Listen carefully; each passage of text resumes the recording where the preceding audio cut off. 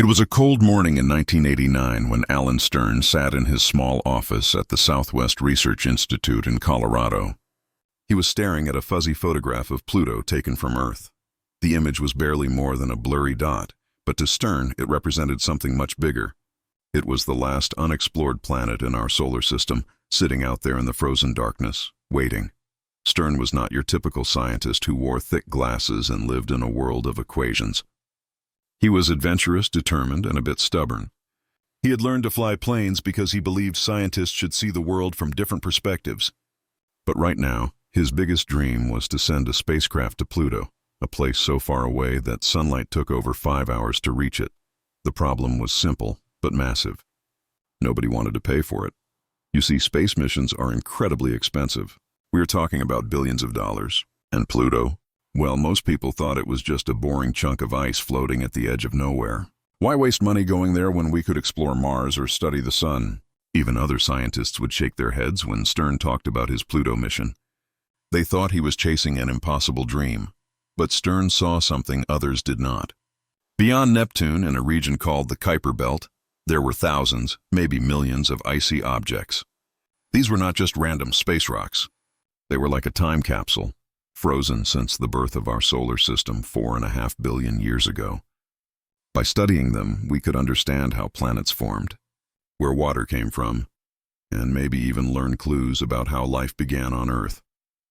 Pluto was the gateway to this mysterious frozen zone. Stern was not alone in his vision. He began talking to other scientists who shared his passion. There was Hal Weaver, an expert in planetary atmospheres who wondered if Pluto had any air around it. There was John Spencer, who studied ice and wanted to know what Pluto's surface looked like up close. There was Fran Bagenal, a specialist in magnetic fields who was curious about the space environment around distant worlds. Together, they started dreaming bigger. They sketched designs for a spacecraft on napkins during lunch meetings. They calculated trajectories on whiteboards late into the night. They argued, they laughed, and they bonded over this crazy idea that most people thought was impossible. But dreaming is the easy part.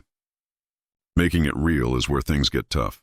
In the early 1990s, Stern and his team wrote their first proposal to NASA. They called their mission Pluto Express. They promised it would be fast and cheap.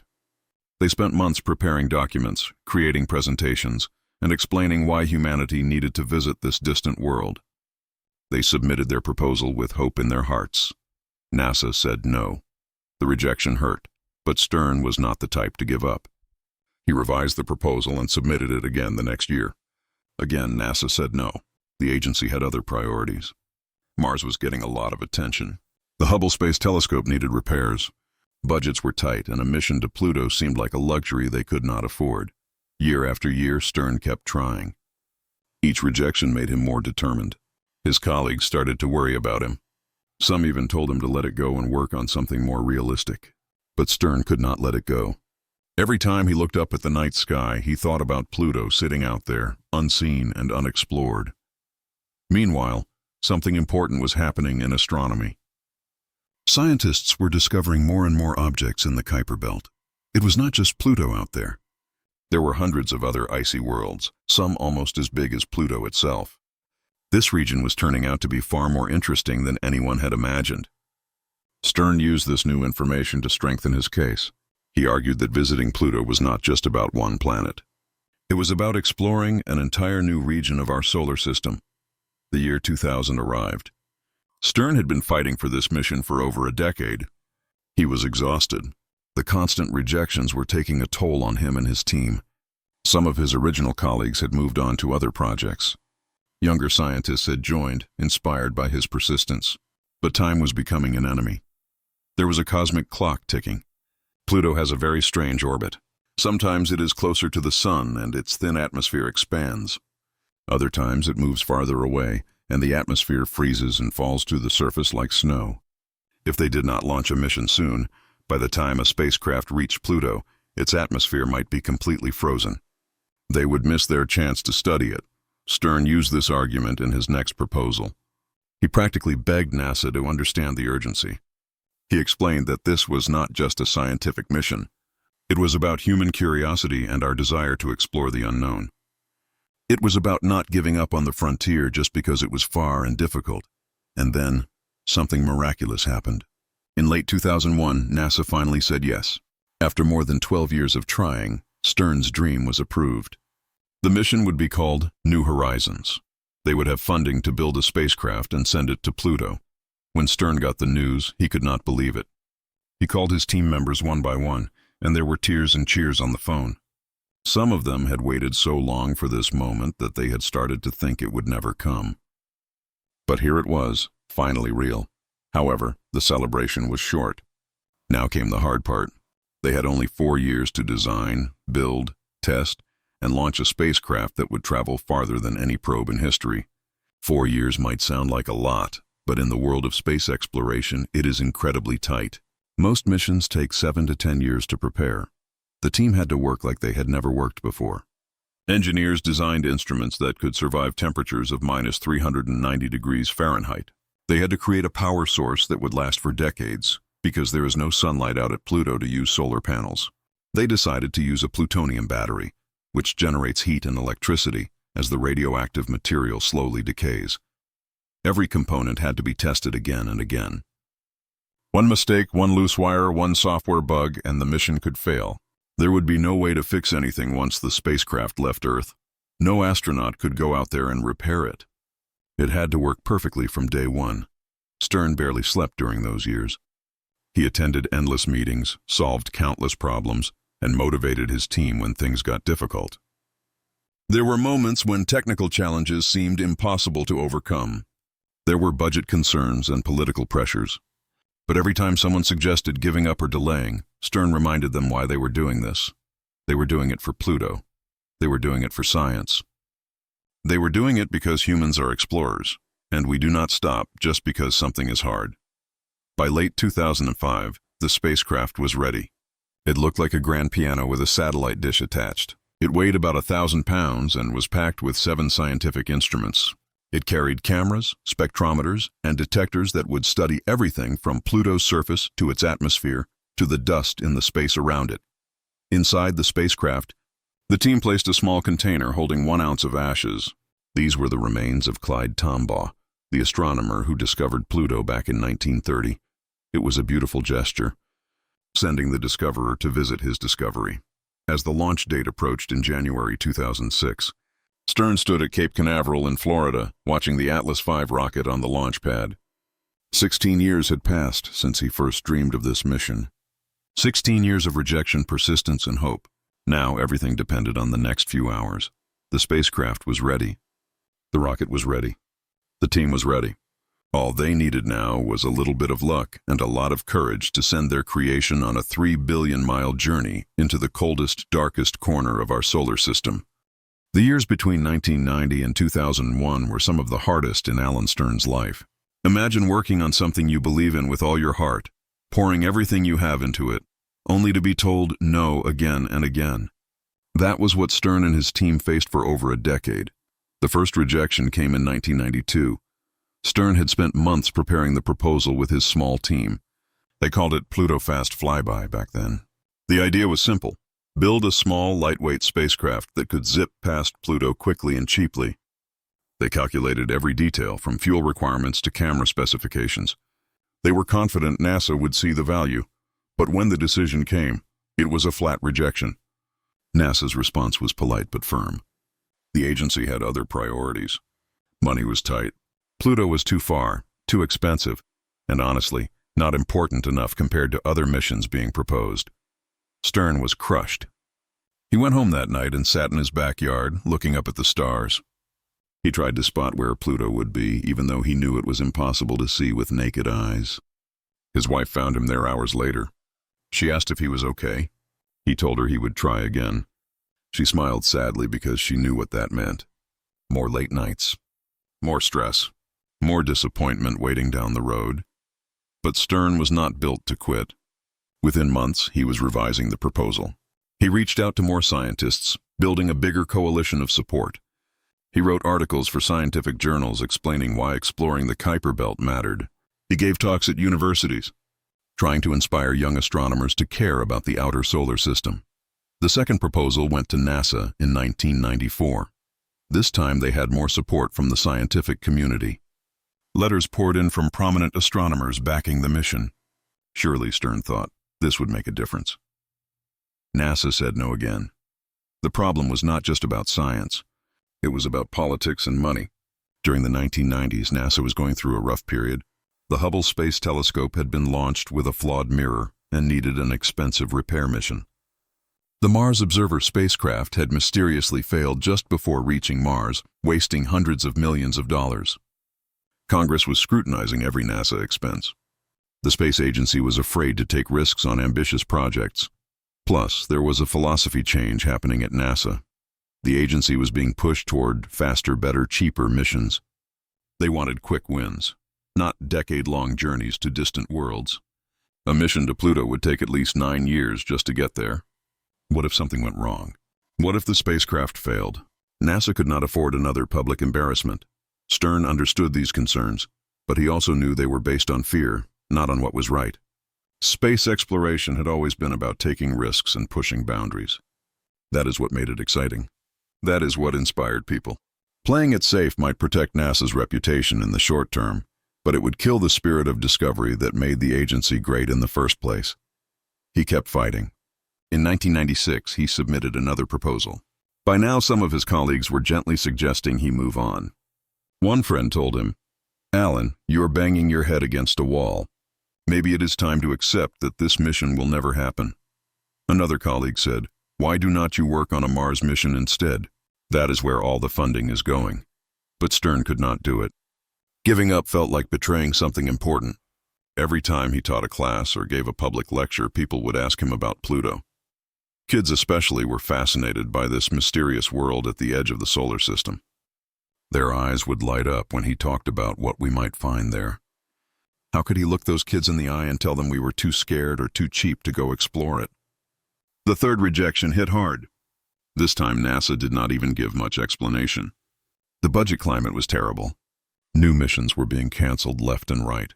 Stern's Pluto proposal did not even make it to the final round of consideration. That year, 1997, was probably Stern's lowest point. He was in his 40s now. He had spent nearly a decade chasing this dream. His hair was graying. His kids were growing up, and he had missed countless soccer games and school plays because he was traveling for meetings or working late on proposals. His marriage was strained. All for a mission that seemed cursed to never happen. He seriously considered quitting. He even drafted a resignation letter, ready to move on to something else. But then something unexpected happened. A young graduate student approached him after a lecture at MIT. The student said, "Dr. Stern, I just want to thank you for not giving up on Pluto. Your work inspired me to become a planetary scientist. Whatever happens, please know that your efforts matter." Those words changed everything. Stern realized that even if the mission never flew, the fight itself was important. He was keeping the dream alive. He was showing young scientists that some things are worth fighting for, even when the odds seem impossible. With renewed energy, he reorganized his approach. Instead of just submitting proposals and waiting for NASA to say yes, he started building political support. He met with congressmen and senators explaining why Pluto exploration mattered for American science leadership. He talked to journalists, getting articles written about the mystery of Pluto and why we needed to explore it. He also got smarter about the competition. He realized that NASA was more likely to approve a mission if it fit into a bigger program. So in 1999, when NASA announced a new program called New Frontiers for medium-cost planetary missions, Stern saw his opportunity. He completely redesigned the proposal to fit this framework. This time, he had heavyweight support. The National Academy of Sciences, which advises the government on science policy, had published a report listing the most important planetary science missions. Right at the top was a Kuiper Belt mission. This was huge. It meant the entire scientific community was backing him, but there was also bad news. Other scientists were now proposing their own Pluto missions competing against him. One rival team suggested a much cheaper mission that would just fly by Pluto without all the fancy instruments Stern wanted. Another team proposed an orbiter that would stay at Pluto for years but would take much longer to get there. The competition became intense. Scientists who had been friends for years were now rivals, all fighting for the same pot of money. There were heated debates at conferences. Accusations flew about whose design was better. It got personal sometimes, with scientists questioning each other's competence and motives. Stern tried to stay above the drama, but it was hard. This was his life's work being challenged by people who had only recently jumped on the Pluto bandwagon. Where were they during the 10 years he had been fighting alone? Still, he focused on making his proposal the best it could be. His team worked around the clock. They brought in the best engineers. They partnered with companies that had experience building successful spacecraft. They addressed every concern NASA had raised in previous rejections. The proposal they submitted in 2001 was a masterpiece. It was thorough, realistic, and exciting. They promised not just a flyby of Pluto, but also exploration of its moons, and then a journey deeper into the Kuiper belt to visit another object. The spacecraft would carry cutting-edge instruments that could answer fundamental questions about how planets form. Then came the waiting. For months, Stern heard nothing. NASA was evaluating all the proposals behind closed doors. He tried to stay busy with other work, but his mind kept drifting back to Pluto. What if they said no again? Could he handle a fourth rejection? Would he have the strength to try a fifth time? In November 2001, his phone rang. It was a NASA official. Stern's heart pounded as he answered. The voice on the other end said words he had dreamed of hearing for over 12 years. "Alan, congratulations. Your mission has been selected. You are going to Pluto." For a moment, Stern could not speak. Tears filled his eyes. All the rejections, all the frustration, all the doubt suddenly made sense. The struggle had made the victory so much sweeter. He had proven that persistence pays off. He had shown that one person with a dream and the courage to keep fighting can change the world. He called his team members, and everyone was crying and cheering. They had done it. Against all odds, they had convinced NASA to take a chance on exploring the unknown. The impossible had become possible. Now the real work would begin. January 19th, 2006. Cape Canaveral, Florida. The sun had not yet risen, but hundreds of people were already gathering at the Kennedy Space Center. Some had driven through the night. Others had flown in from across the country. They were all here, for one reason: to watch humanity take its first step toward Pluto. Alan Stern stood near the launch pad, his eyes fixed on the Atlas V rocket towering against the dark sky. Inside that rocket, nestled at the very top, was New Horizons, his spacecraft, his dream.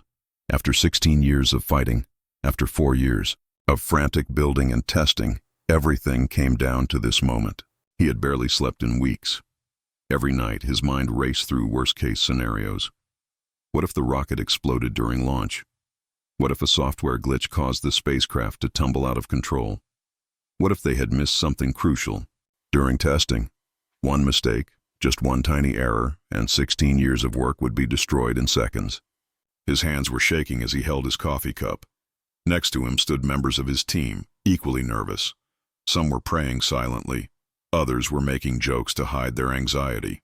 One engineer kept checking his watch every few seconds, as if that would make time move faster or slower. He was not sure which. The rocket looked beautiful in the spotlights. It was 191 feet tall, about as high as a 20-story building. The New Horizons spacecraft sat at the very top, protected by a cone-shaped cover called a fairing. Inside that small space was the culmination of thousands of people's hard work. Engineers, scientists, technicians, welders, programmers, and dreamers had all poured their skills into building this remarkable machine. The spacecraft itself was about the size of a grand piano and weighed roughly half a ton. It did not sound like much, but every single component had been carefully chosen and tested. There were 7 scientific instruments packed inside, each designed to study different aspects of Pluto and the Kuiper belt. There were cameras that could see details as small as a football field from thousands of miles away. There were spectrometers that could analyze what Pluto's atmosphere and surface were made of. There was even a dust counter that would measure tiny particles floating in deep space. But perhaps the most special cargo was a small canister containing 1 ounce of ashes. These were the remains of Clyde Tombaugh, the farm boy from Kansas who had discovered Pluto back in 1930. Tombaugh had died in 1997, never knowing if humanity would ever visit his discovery. Now, 76 years after he found that faint dot moving across photographic plates, part of him was going home. Tombaugh's widow, Patsy, was at the launch site that morning. She was 93 years old, and the team had arranged a special viewing area for her. When Stern greeted her before the launch, she held his hand tightly and said, "Clyde would have loved this. Thank you for taking him to Pluto." Stern had to turn away to hide his tears. As launch time approached, the tension became almost unbearable. The launch window was very specific. They had to launch at exactly the right time to use Jupiter's gravity as a slingshot. Jupiter would not be in the right position forever. If they missed this launch window, they would have to wait another year, and by then, the planetary alignment would not be as favorable. The mission could be delayed by years. Weather was a concern. Florida weather can be unpredictable. Heavy winds or lightning could scrub the launch. The forecast was acceptable but not perfect. Everyone kept glancing at the sky, watching the clouds. Inside the Launch Control Center, dozens of engineers monitored hundreds of systems. Every fuel pump, every electrical connection, every computer chip in both the rocket and spacecraft had to work perfectly. One team monitored the rocket, another team monitored the spacecraft. A third team watched the weather. A fourth team coordinated communications with tracking stations around the world. The countdown began. When it reached T-10 minutes, Stern felt like his heart would burst out of his chest. Around him, team members held hands. Some whispered encouragement to each other. One scientist clutched a lucky charm his daughter had given him. At T-5 minutes, the launch director did a final poll of all systems. One by one, each team reported ready. Propulsion, go. Guidance, go. Communications, go. Weather, go. Everything was green. The final minute felt like an hour. Stern thought about all the people who had made this possible. He thought about the engineers who had worked 70-hour weeks. He thought about the administrators who had fought for funding. He thought about his family, who had sacrificed so much. He thought about young Clyde Tombaugh, peering through a telescope in 1930, discovering a new world. 10, 9, 8. The crowd began counting down together, their voices rising. 7, 6, 5. Somewhere in that crowd, a child sat on her father's shoulders, her eyes wide with wonder. 4, 3, 2, 1. The rocket engines ignited with a roar that shook the ground for miles.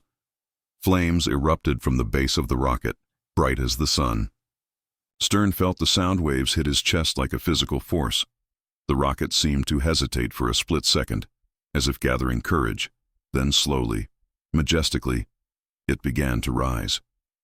People cheered. Some cried, some did both. The rocket climbed, faster and faster, leaving a trail of fire against the dawn sky.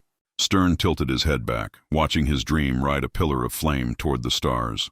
Beside him, his colleague Hal Weaver was shouting, "Go, baby, go!" The rocket punched through a thin layer of clouds and disappeared from view. But everyone could still track it on the big screens in the control center. The first stage performed perfectly, accelerating the spacecraft to thousands of miles per hour. Then it separated and fell away, and the second stage ignited. Every second that passed was a victory. Each milestone reached was another step closer to success. Stage separation, successful. Fairing separation, successful. The protective cover fell away, exposing the spacecraft to the vacuum of space for the first time. 10 minutes after launch, the second stage shut down, and New Horizons was in orbit around Earth. But it would not stay there. 13 minutes later, the third stage ignited for a final push. This burn would accelerate the spacecraft to over 36,000 miles per hour, making it the fastest object ever launched by humanity. When the third stage finished its job and separated, New Horizons was free. It was on its way.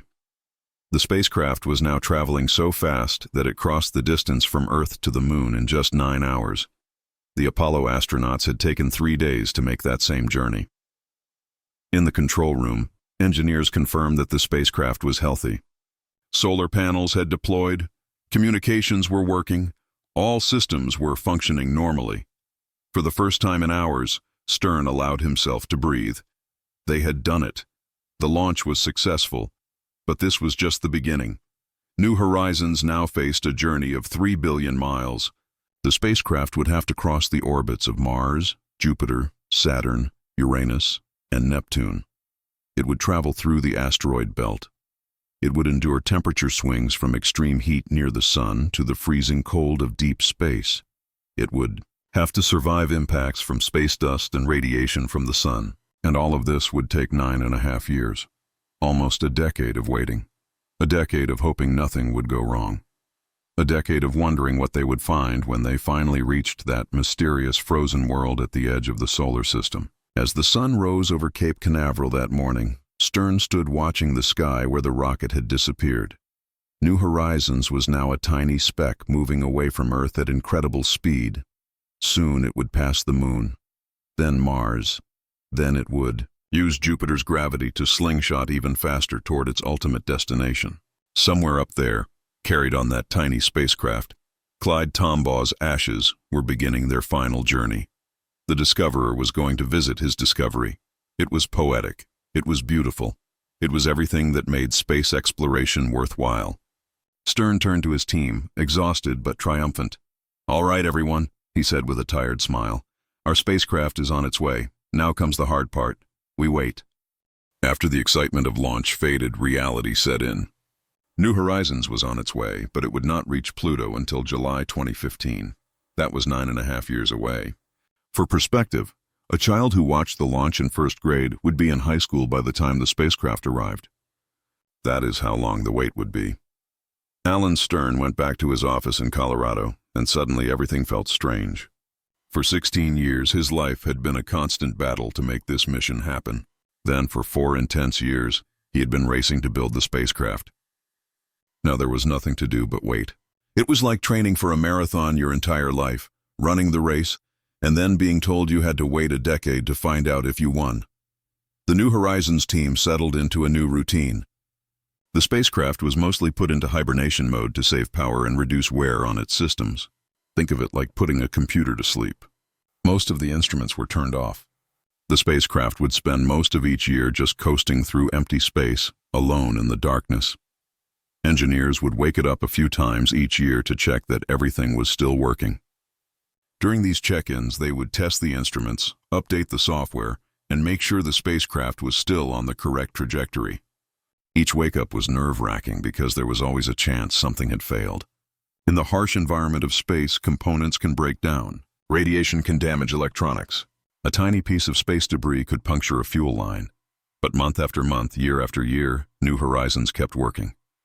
The little spacecraft was tougher than anyone expected. In February 2007, just over a year after launch, New Horizons reached Jupiter. This was a crucial moment. The spacecraft would use Jupiter's massive gravity like a slingshot, gaining an extra 9,000 miles per hour of speed. This gravity assist would shave 3 years off the journey time. Without Jupiter's help, the mission would not reach Pluto until 2018. The Jupiter flyby was the team's first real test of the scientific instruments. For several months, they pointed every camera and sensor at the giant planet. They photographed Jupiter's swirling storms, including the famous Great Red Spot. They studied Jupiter's moons, capturing amazing images of volcanic eruptions on Io, the most volcanically active body in the solar system. One image particularly moved the team. It showed Jupiter as a crescent, backlit by the sun with its faint rings visible. It was hauntingly beautiful, like something from a science fiction movie. Except this was real. This was humanity reaching out and touching another world. After Jupiter, New Horizons headed into the vast emptiness between Jupiter and Pluto. There was nothing out there. No planets, no moons, just empty space, darker and colder than anything we experience on Earth. The spacecraft was now so far from the sun that sunlight was incredibly dim. If you stood on the spacecraft, the sun would look like just a very bright star, not the blazing disk we see from Earth. The years began to blur together. 2008 passed, then 2009, then 2010. Life went on for everyone on Earth while that tiny spacecraft continued its lonely journey. Team members got married. Some had children. A few got divorced. People celebrated birthdays, holidays, graduations. Some team members retired. Others moved to different jobs. A few, sadly, passed away and never got to see the mission reach its goal. Stern himself was aging.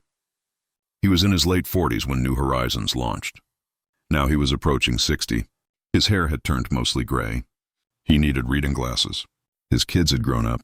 But every day, he thought about that spacecraft sailing through the darkness. Sometimes, in quiet moments, he would calculate where New Horizons was at that exact second. It was beyond Saturn now, farther from Earth than any active spacecraft except the old Voyager probes from the 1970s. The radio signals from New Horizons took over 4 hours to reach Earth. That meant if something went wrong, they would not know about it for 4 hours, and any command they sent back would take another 4 hours to arrive. By the time they could respond to a problem, 8 hours would have passed. Many things can go wrong in 8 hours. This time delay made everyone nervous. Modern technology has made us used to instant communication. We text someone and get a reply in seconds. But with New Horizons, there was no instant anything. Every communication was separated by this vast gulf of time and distance. The spacecraft was truly on its own out there. In 2010, New Horizons crossed the orbit of Uranus. In 2014, it crossed Neptune's orbit. It was now in the Kuiper belt, the region of space it had been sent to explore. Pluto was getting closer, but it was still just a few pixels in the cameras, barely more detailed than what the Hubble Space Telescope could see from Earth. As 2015 began, excitement built. This was the year. After 9 years of waiting, they would finally see Pluto up close. The team started waking the spacecraft more frequently. They began testing all the instruments thoroughly. They uploaded the detailed command sequences that would tell the spacecraft exactly what to do during the flyby. But then, disaster nearly struck. On July 4, 2015, just 10 days before the Pluto flyby, the spacecraft suddenly went silent. Communication was lost. No signals were coming from New Horizons. Panic erupted in mission control. Engineers scrambled to figure out what had happened. Had they lost the spacecraft? Had 9 years of waiting been for nothing? The tension was unbearable. People who never prayed found themselves praying. Scientists paced the halls, unable to sit still. Hours passed with no word. Then finally, after 81 terrifying minutes, New Horizons came back online. It had experienced a software glitch and automatically rebooted itself into safe mode. The spacecraft was okay, but it would take time to bring it back to full operations. The team worked around the clock for days, carefully bringing each system back online and reloading the observation sequences. It was like performing surgery on a patient 3 billion miles away. One wrong command could cause permanent damage. Stern barely slept during those days. He was 60 years old now, and the stress was taking its toll. His team was exhausted. Everyone was running on coffee and adrenaline. But they could not afford to make mistakes. Not when they were this close. By July 10th, the spacecraft was fully recovered. The observation sequence was reloaded. Everything was back on track. But everyone's nerves were shot. That scare had reminded them how fragile this all was. They were attempting something incredibly difficult. One spacecraft, traveling faster than a speeding bullet, was going to pass within 8,000 miles of a world no human had ever seen up close. And they would get only one chance. There were no do-overs in deep space. As July 14th approached, the tension became almost unbearable. This was the day. The day New Horizons would fly past Pluto at 31,000 miles per hour. The spacecraft would be taking photographs and measurements constantly during the flyby, storing everything on its internal memory. But it would not send the data back immediately. It was too busy collecting information. The team would have to wait until the next day to find out if the flyby had been successful. The night before the flyby, Stern could not sleep. He lay in his hotel room near Mission Control, staring at the ceiling. He thought about 16-year-old Alan Stern, the kid who had fallen in love with space and astronomy. He thought about all the rejections from NASA. He thought about the colleagues who had told him to give up. He thought about the 4 frantic years building the spacecraft. He thought about the 9 agonizing years of waiting. Tomorrow, it would all come together. Tomorrow, humanity would see Pluto for the first time. Tomorrow, after 26 years of fighting for this moment, Alan Stern would finally achieve his dream. Or tomorrow, something could go wrong at the last second, and it would all be for nothing. That was the terrifying reality of space exploration. You could do everything right and still fail because of one unlucky micrometeorite or one tiny software bug. Stern got out of bed before dawn. He showered, dressed, and headed to Mission Control. The room was already filling with team members, all looking tired and nervous. Some people had brought good luck charms. One engineer wore the same shirt he had worn during the launch 9 years ago. Everyone had their own little rituals. The spacecraft was now completely on its own. All the commands had been uploaded days ago. There was nothing more the team could do except watch and wait. New Horizons would execute its flyby automatically, following the instructions it had been given. By the time any signal reached Earth, the flyby would already be over. All they could do was wait. Wait and hope that this little spacecraft, traveling alone through the frozen darkness at the edge of the solar system, would do what it was built to do. The silent years were finally ending. Soon, very soon, they would know if it had all been worth it. July 14th, 2015. The Johns Hopkins Applied Physics Laboratory in Maryland. This was it. After 9.5 years of traveling through space, New Horizons was about to reach Pluto. Alan Stern arrived at mission control before sunrise, even though the closest approach would not happen until 7:49 a.m. Eastern Time. The room was packed with people. Scientists, engineers, journalists, and VIP guests all crowded together, their eyes glued to the screens. There was nervous chatter, forced laughter, and an electric tension you could almost touch. Some people were wearing I Heart Pluto t-shirts. Others had face paint with Pluto designs. Everyone was trying to stay calm, but nobody was succeeding. The strange thing was, by the time anyone on Earth knew what was happening, it would already be over. New Horizons was so far away that radio signals took 4.5 hours to travel between the spacecraft and Earth. Right now, at 3 a.m. Earth time, the spacecraft was already beginning its observations. But the team would not know anything until hours later.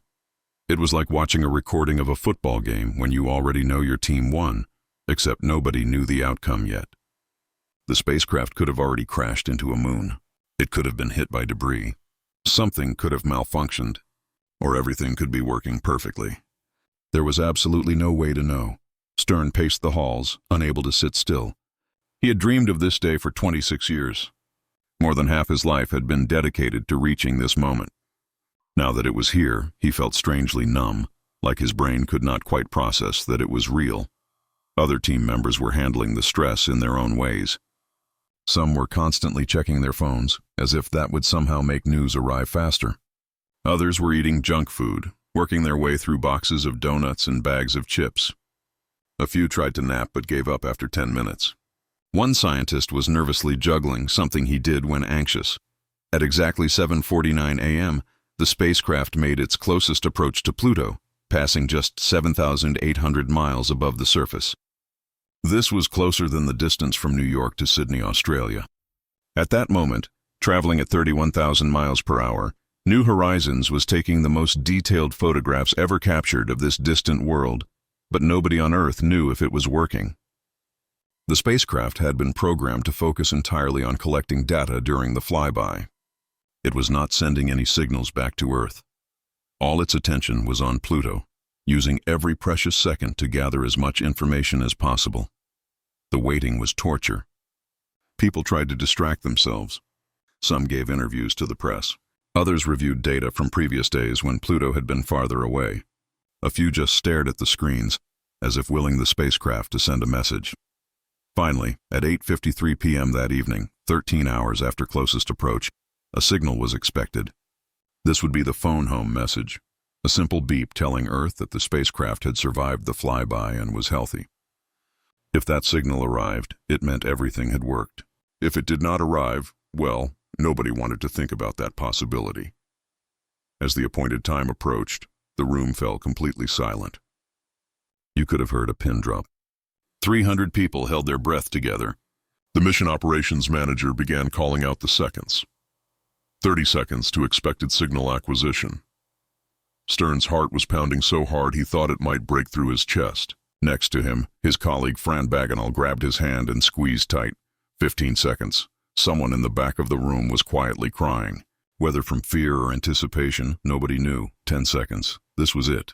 In a few moments, they would know if 9.5 years of travel had been successful, or if their spacecraft was lost forever in the darkness. 5, 4, 3, 2, 1. For a moment, nothing happened. Then, suddenly, the computer screen showed a signal lock. Data was coming in. The room exploded in cheers. People were hugging, crying, jumping up and down. Strangers embraced each other. Stern collapsed into his chair, sobbing with relief. New Horizons was alive. The flyby had been successful. Humanity had reached Pluto, but the best part was still to come. Over the next few hours, the spacecraft began transmitting the first high-resolution images it had captured. These would take time to download because the spacecraft was so far away. Data transmission was incredibly slow, like using dial-up internet from the 1990s, but 1,000,000 times worse. The first image appeared on the screens around midnight. When people saw it, the room went silent again, but this time for a completely different reason. They were speechless because of what they were seeing. Pluto was not the dead, boring ice ball everyone had expected. It was gorgeous. It was alive. It was one of the most beautiful things any of them had ever seen. The most striking feature was a massive, bright, heart-shaped region on Pluto's surface. It was enormous, about the size of Texas and Oklahoma combined. The heart was made of nitrogen ice, smooth and bright without a single crater. This meant the surface was young, geologically speaking. Something was renewing this surface, erasing impact craters that should have been there. But how? Pluto was supposed to be frozen solid, a dead world where nothing had happened for billions of years. Yet here was evidence of recent geological activity. It made no sense, and that made it incredibly exciting. To the west of the heart were mountains.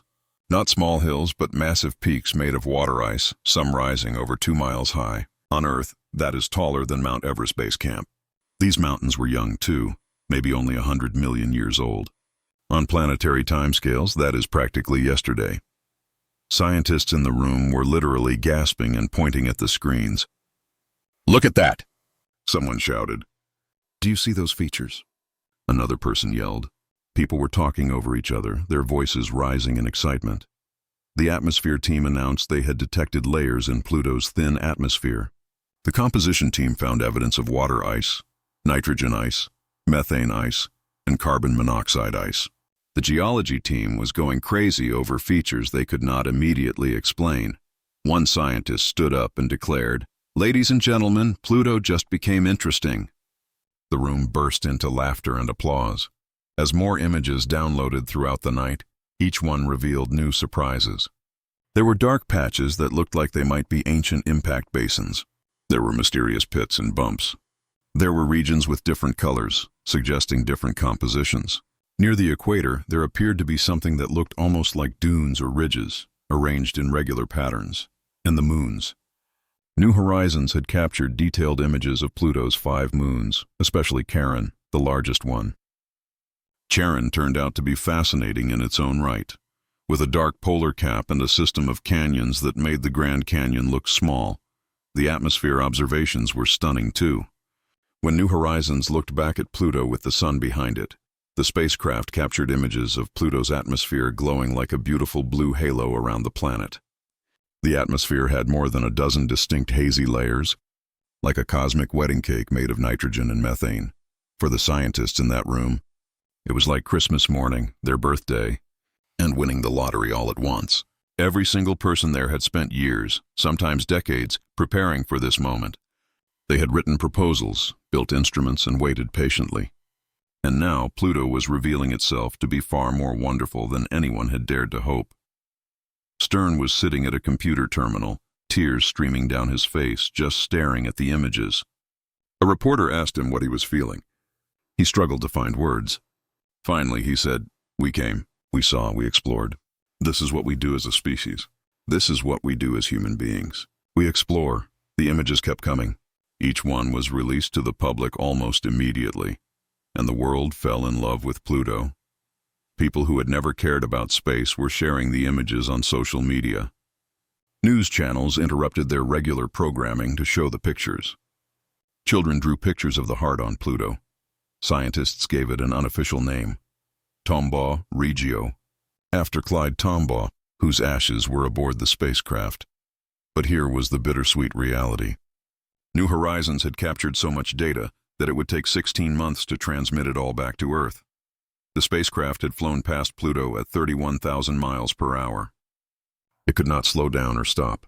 It could not go back for a second look. This was a one-time encounter, and now the spacecraft was continuing deeper into the Kuiper belt, leaving Pluto behind forever. As the sun rose on July 15th, people started heading home to sleep. They were exhausted but exhilarated. They had witnessed history. They had seen a new world for the first time, and that world had exceeded every expectation. Stern stayed behind, sitting alone in the now quiet control room, looking at images of Pluto on the screens. 26 years. That is how long it had taken from his first dream to this moment. And it had been worth every rejection, every frustration, every sleepless night. Pluto had a heart. How perfect was that? The little world at the edge of the solar system, the one everyone had dismissed as unimportant, had literally shown humanity its heart. It was poetry. It was beautiful. It was everything that made science worthwhile. After the incredible success at Pluto, you might think the mission was over. After all, New Horizons had accomplished what it was built to do.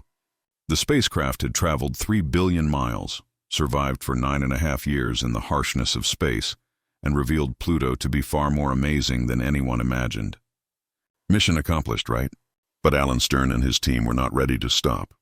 The spacecraft was still healthy. Its instruments were working perfectly. And most importantly, it was already deep in the Kuiper belt, that mysterious region of icy objects beyond Neptune. It would be a terrible waste to just let the spacecraft drift off into nothingness without exploring more. The problem was finding something to visit. New Horizons was moving at over 31,000 miles per hour in a very specific direction. It could not turn around. It could not make sharp turns. Whatever they wanted to visit next had to be almost directly in the spacecraft's path, and close enough to reach before the spacecraft's power ran out. Finding such an object was like trying to find a specific grain of sand on a beach while blindfolded. The Kuiper belt is enormous, and most objects out there are small and dark, making them nearly impossible to see from Earth. They needed powerful telescopes and a lot of luck. In 2014, even before the Pluto flyby, the team had started searching. They convinced NASA to let them use the Hubble Space Telescope, the most powerful telescope available.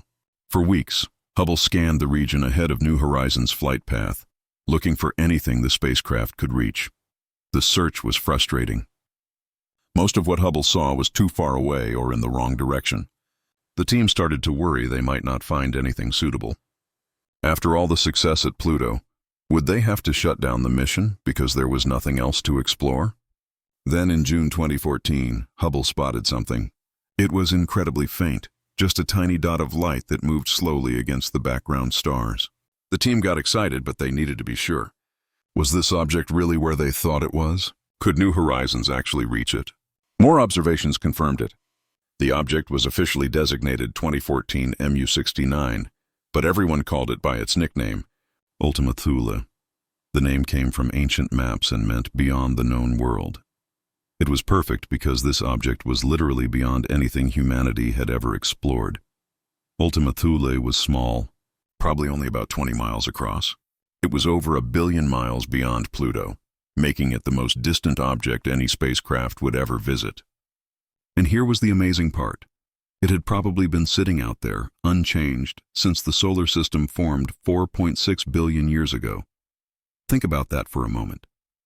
This was not just an old object. This was a pristine relic from the very beginning of our solar system. While Earth was forming, being hit by asteroids, developing oceans and life and changing constantly, Ultima Thule was just sitting there in the deep freeze, perfectly preserved like a time capsule. Getting approval for this extended mission was not automatic. It required convincing NASA to provide more funding. It meant asking the team members to commit more years of their lives to the project.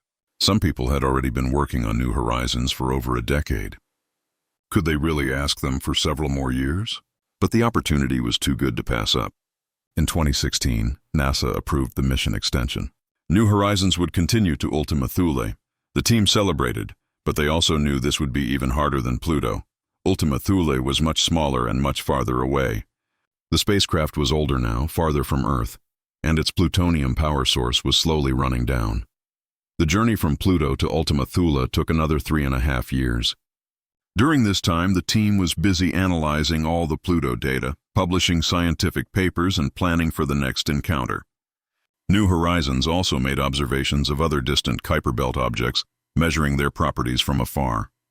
As 2018 turned into 2019, Excitement built once again. The Ultima Thule flyby was scheduled for January 1st, 2019. What a way to start the new year. The team gathered once again at Mission Control, though this time the group was smaller. Not everyone could take time away from family during the holidays. Alan Stern was there, of course. He was 62 years old now, with completely gray hair. He had been working on New Horizons for nearly 30 years. But his enthusiasm had not dimmed at all. If anything, he was even more excited than before. The flyby happened at 12:33 a.m. Eastern Time, just 33 minutes into the new year. Once again, the team had to wait hours to find out if everything had worked. Once again, they paced and worried and hoped. When the phone-home signal arrived, confirming success, the relief was immense. But everyone knew the real excitement would come when the images arrived. The first pictures of Ultima Thule appeared on screens the next day, and they showed something nobody had expected. The object was not round like most moons and asteroids. Instead, it looked like a snowman. Two spheres stuck together, one larger than the other, creating a shape that was adorable and scientifically fascinating at the same time. Scientists immediately realized what they were looking at. Billions of years ago, two separate objects had gently collided and stuck together. The collision was so gentle that neither object broke apart. They just merged, like two soap bubbles touching. And then they stayed that way for billions of years, frozen in time. The surface was remarkably smooth and covered in ancient craters. Unlike Pluto, which had shown recent geological activity, Ultima Thule was truly dead and unchanging. This was what the building blocks of planets looked like 4.6 billion years ago. This was what our Earth and all the other planets were made from, before heat and pressure and time transformed them. The team later gave the object a proper name, Arrokoth. The name comes from the Powhatan language and means sky.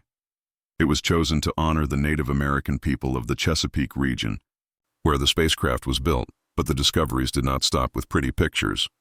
New Horizons measured Arrokoth's composition and found it was made of frozen methane, water ice, and organic compounds. The reddish color came from complex carbon-based molecules called tholins, created when methane is exposed to radiation over billions of years. The spacecraft also discovered that Arrokoth was incredibly cold, only about -390 degrees Fahrenheit. At that temperature, everything is frozen solid. Nothing moves. Nothing changes. Time essentially stops. The team also made important discoveries about the space environment in the Kuiper belt. They measured cosmic dust particles, studied the solar wind at this enormous distance, and looked at how the sun's influence weakens as you move away from it. Each discovery raised new questions. How many objects like Arrokoth are out there? How did they form? What can they tell us about how planets came to be? The Kuiper belt was revealing itself to be a treasure trove of scientific information, and New Horizons was humanity's first real explorer in this region.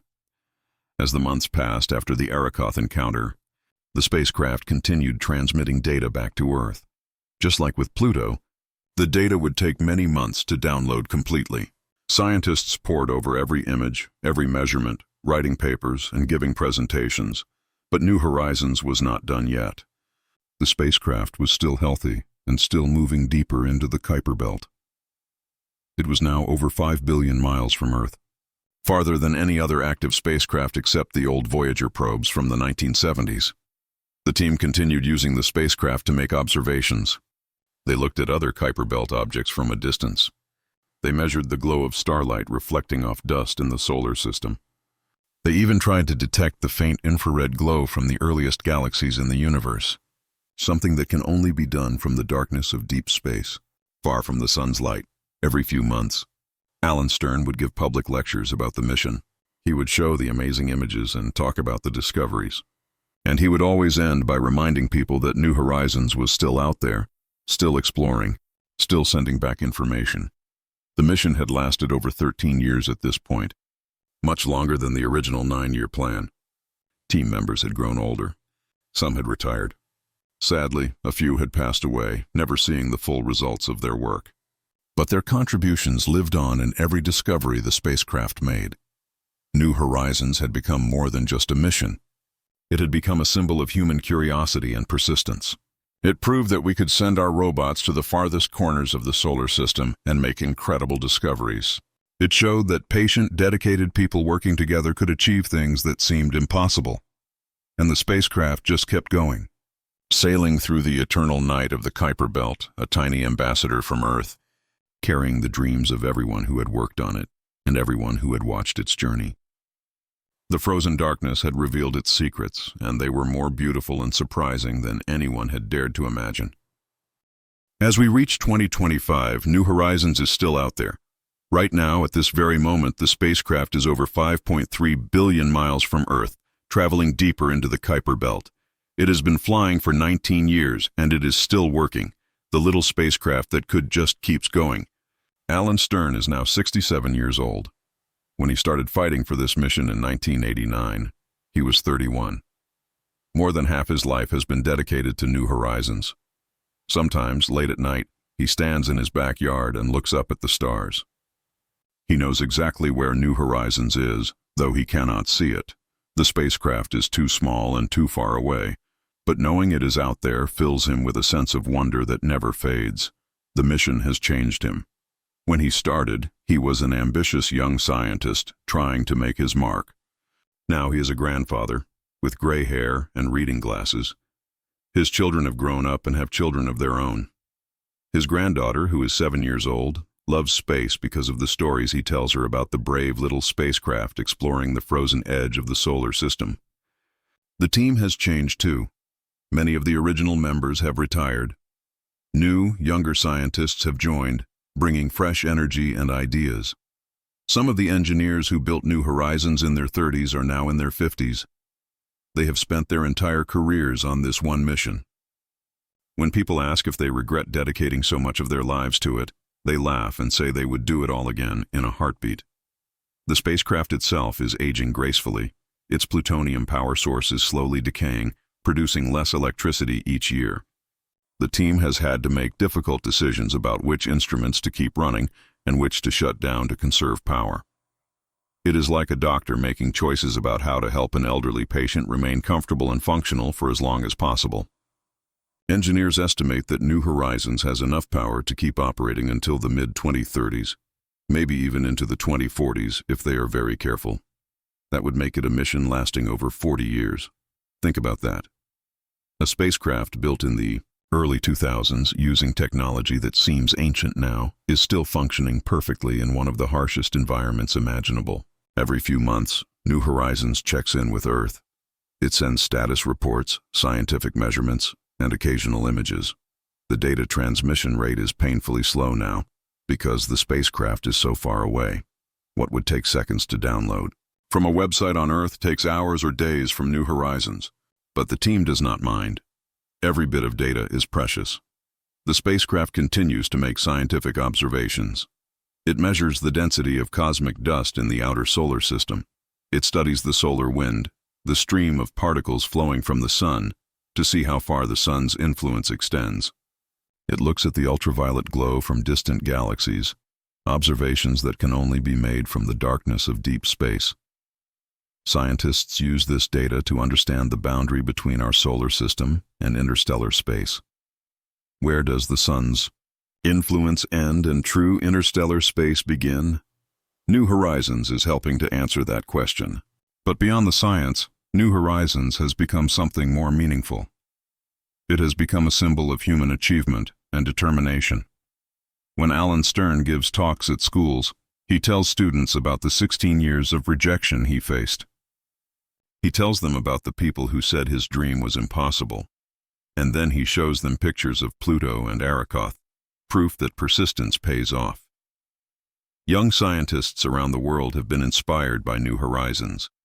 Some of them were children when the spacecraft launched in 2006. They watched the Pluto flyby when they were teenagers, and it changed their lives. Now, in 2025, many of them are working on their own planetary missions, carrying forward the spirit of exploration. NASA is planning new missions to the outer solar system, inspired by New Horizons' success. There are proposals to send spacecraft to Uranus and Neptune, the ice giants that have only been visited once by Voyager 2 in the 1980s.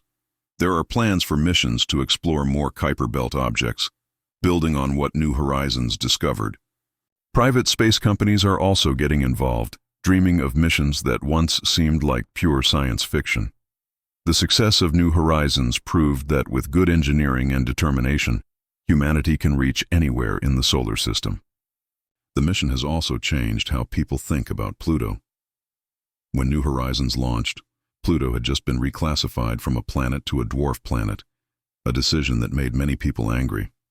But after seeing the beautiful images New Horizons sent back, people fell in love with Pluto all over again. It does not matter what we call it. What matters is that it is a fascinating, complex world that deserves our attention and study. There is something poetic about New Horizons carrying Clyde Tombaugh's ashes, the farm boy from Kansas who discovered Pluto, with patience and determination, has become part of the spacecraft exploring that distant world. In a way, he fulfilled his own dream, even though he died years before the mission reached its destination. Eventually, New Horizons will fall silent.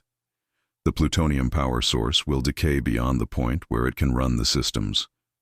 The last signal will be received on Earth, and then there will be silence. But the spacecraft will continue drifting through space, carrying its golden Pluto stamp, American flag, and Clyde Tombaugh's ashes. It will become an eternal monument, traveling through the galaxy long after all of us are gone. Millions of years from now, long after human civilization has either spread across the stars or disappeared completely, New Horizons will still be out there. It will drift between the stars, a silent messenger from a species that once looked up at the night sky and decided to explore. This is the legacy that Alan Stern and his team have created. They built something that will outlast nations, languages, and maybe even our species. They proved that a small group of dedicated people, working together toward a common goal, can achieve the impossible. When Stern reflects on his life's work, he does not think about the awards or the recognition. He thinks about the moment when the first images of Pluto appeared on the screens and the scientists in the room gasped at the beauty of it. He thinks about the emails from children saying they want to be astronauts or scientists because of New Horizons. He thinks about the team members who sacrificed time with their families, who worked long hours for modest pay, all because they believed in something bigger than themselves. The mission taught important lessons. It taught that patience matters. It taught that rejection is not the end, just a challenge to overcome. It taught that the most worthwhile goals often take decades to achieve. It taught that the universe is far more beautiful and surprising than we can imagine. Most importantly, New Horizons taught us about ourselves. It showed that humans are explorers by nature. We cannot help but wonder what is beyond the next horizon. We cannot resist the urge to push boundaries and discover new things. This quality, this burning curiosity, is what makes us human. The chilled Kuiper zone revealed its secrets to humanity because a group of people refused to give up on a dream. They faced impossible odds, countless obstacles, and years of uncertainty.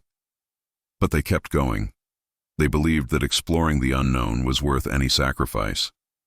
As New Horizons continues its eternal journey through the frozen darkness at the edge of our solar system, it carries with it the hopes and dreams of everyone who worked on it. It carries the legacy of Clyde Tombaugh. It carries the determination of Alan Stern. And it carries a message to the universe. Humanity was here, we were curious, and we reached out to touch the stars. The mission is more than a scientific achievement. It is a testament to human courage, persistence, and the unquenchable desire to explore. It reminds us that no distance is too far, no challenge too great, if we have the courage to try and the patience to keep trying when we fail. New Horizons proved that the edge of the known world is not a boundary, but an invitation. Beyond every horizon lies another mystery waiting to be explored. And as long as there are people willing to dream big and work hard, humanity will keep exploring, keep discovering, and keep pushing forward into the unknown. That is the true story of New Horizons. Not just a spacecraft, but a symbol of what humans can achieve when we dare to dream of touching the impossible.